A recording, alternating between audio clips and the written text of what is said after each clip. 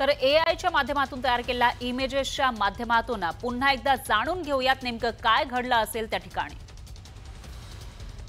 तर महिलेच्या घरासमोरील गिरणीचा आवाज येत होता। महिलेच्या घरासमोरच एक गिरणी आहे। तर एआय इमेजच्या माध्यमातून आपण नेमकं काय घडलं असेल ते समजून घेण्याचा प्रयत्न करतोय। मंदिरामध्ये भोंग्याचा दणदणाट सुरू असतो। या महिलेच्या घराच्या शेजारीच मंदिर सुद्धा आहे आणि या भोंग्यांविरोधात पोलिसात तक्रार या महिलेने केली होती। तर पीडितेला आरोपींकडून वारंवार दमदाटी करण्यात आली आणि आरोपींनी पीडितेला एका दिवशी गाठलं। एक दोन नाही तर 10 ते 12 जण होते आणि पीडितेला त्यानंतर त्यांनी अमानुष मारहाण करायला सुरुवात केली।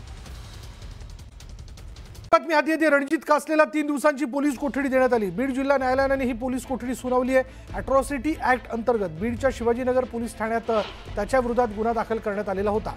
21 एप्रिलपर्यंत कासले जो आहे तो आता पोलीस कोठडीत राहणार आहे। रणजित कासलेला 3 दिवसांची पोलीस कोठडी जी आहे ती देण्यात आली। बीड जिल्हा न्यायालयाने ही पोलीस कोठडी सुनावली। या दरम्यान त्याची चौकशी केली जाईल।